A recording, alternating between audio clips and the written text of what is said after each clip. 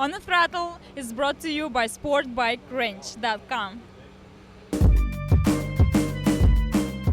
Performance parts.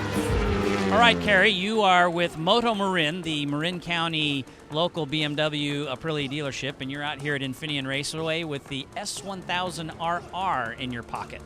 Yeah, we're really excited to have the bike out here.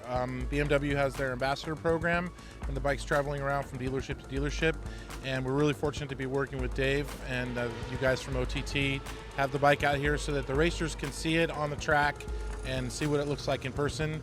They're welcome to sit on the bike. We should be seeing bikes in the showroom come January, February timeframe, but we do have a limited number of these bikes that are traveling around the country for people to look at. And they can contact you to get on the pre-registration list, the vernissage, so to speak? Yeah, we are pre-selling the bikes. The price is $13,800. At my store, it's a $1,000 deposit to hold your reservation. You can specify and have the bike built to your specifications in terms of color and options, and you should have the bike by Christmas. I couldn't think of a better Christmas present. BMW's decided to put together a guerrilla marketing campaign. Germany sent us 3 bikes that are pre-production VIN numbers. And what that means to the general public, we're not allowed to ride those on public streets. We want to show off the bike. It's the most exciting bike, in my opinion, BMW has ever put out. And the only way to do that legally is to actually bring it to a closed course like the track days, which is what we're doing today. And that's really the only way to see the full potential of a motorcycle. Does someone like myself, an aspiring ambassador, get to ride it? Unfortunately not. There's only 2 of us in the entire country that are actually allowed to ride it. And again, it's such a big honor for BMW to actually choose me. So unfortunately, no. And in fact, they're being so strict on it. I have to hold the keys in my possession at all times. You're not even allowed to sit on the bike with a key in it. Well, that makes sense. I mean, they're a valuable commodity right now, so we must preserve them for posterity. They are, but I've got to tell you, and I've told BMW this over and over, give me a fleet of these things. Let me take them out to track days. Let me put guys like yourselves on it, and I dare you to come back without a smile.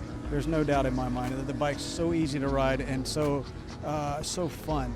And in fact, the guy that does this for us on the East Coast, Nate Kern, he's the East Coast ambassador for the S1000RR. He put it the best I've ever heard it. He said the bike's natural. It's just absolutely natural. It's the most fun, again, the most fun sport bike I've ever ridden.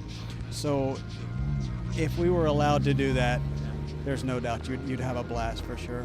But people can look for it at a track day near them. You're going to be out there pounding the pavement, putting the bike out for people to see. Absolutely, either on the East Coast or the West Coast. With the ambassador program, the way it works, we give the larger event companies and obviously all the BMW motorcycle dealers the opportunity to book us and actually have us either come to their store or come to their local track and actually do a track day. And you can get on BMWPlanetPower.com. That's how you find our schedule, and obviously BMWMotorcycles.com. Here we are at Infineon Raceway, courtesy of Kegwins at the track, with the brand new BMW S1000RR prototype and their ambassador, Gary. Good morning. Morning. Welcome to California. Thank you. So go ahead, jump on. Let's check SAG right out of the gate.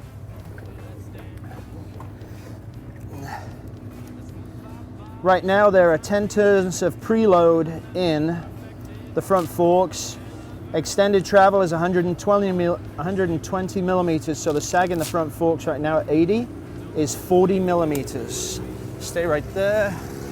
We'll compress the rear shock. Now, unusual for a BMW, telescopic forks and a conventional swing arm, so that's the first thing to note. We are at 605 millimeters, so go ahead, off you get please, Gary. Rider is now off the bike at 630.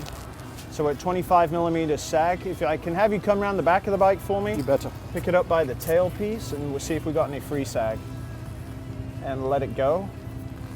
So right now there's 20 mil free sag. So we are at 45 millimeters in the shock, which is way, way, way too soft. Okay. So now we have to go in and adjust the shock and get the sag right. Once we've got the sag right, we'll send him out. We'll set the clickers in neutral positions, and then he'll come back in. At that point, we'll go ahead, set the damping correctly once the oil is hot in the forks and shock. Our preload adjuster is much like a KTM, where there's an Allen locking bolt. We know the sag is too soft, so we need to add some sag to the back of the bike so the swing arm angle doesn't flatten out. In order to do that, we've got to undo this collar. I'm going to put, because it's 45 mil, 2 turns of preload in, as we've no idea what the spring rate is, and then we'll see what we got. Jump on.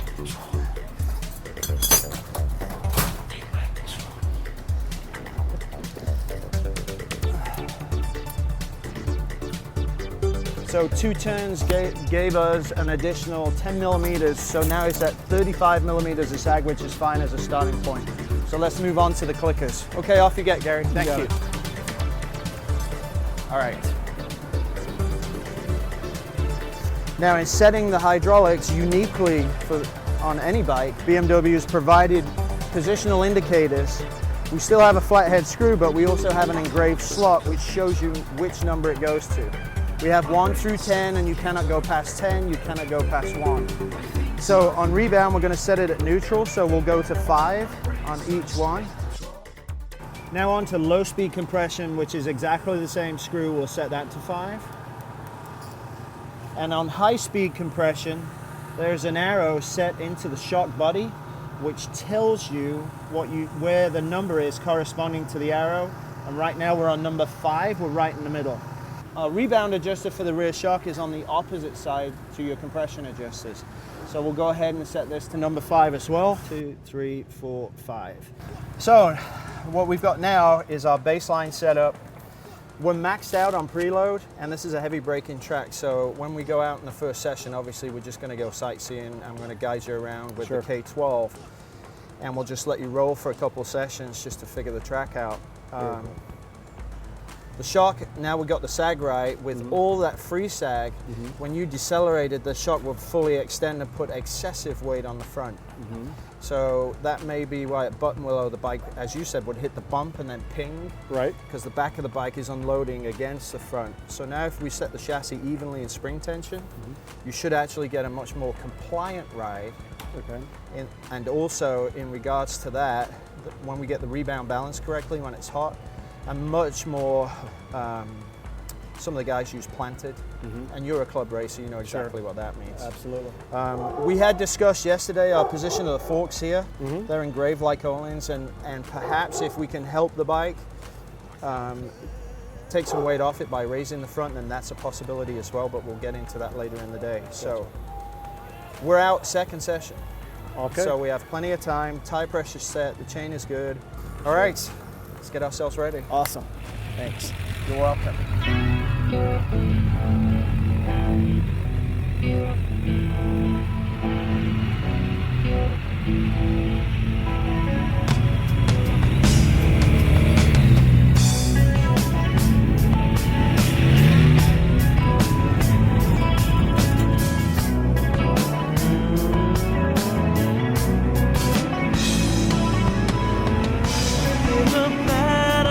On the wall, the faint of footsteps in the hall, a person speaking through the shades. Okay, back off the track. First run around, did you enjoy it? I did. I had a blast for sure. So the uphills and the downhills, video doesn't do it justice, really. You weren't joking. That's the most incredible steep climb that I've ever been on any track. Cool. So we gave you a baseline. We put the bike into a neutral position according to the settings. What was your initial response? Well, it definitely, I mean, you loosened everything up, so the bike did feel a bit sloppy on a lot of the corners, which you told me I would expect that for sure. And of course, like we were talking about during the switch bounce, there was a lot of rebound. Okay. Coming on the back and forth. Okay, and in bouncing the bike, certainly it would go up, down, and back up again. So what we've done for you for your next session is to send you out with your rebound instead of 5 at 10. Okay. And before we go, we'll just push on the bike. So now as you go through the corners, I don't want it to be over damped. So if it feels really planted and the bike will still transition side to side, we may have a good setting in the bike as far as rebound goes. Okay. And then we can move on to braking. So in your next session,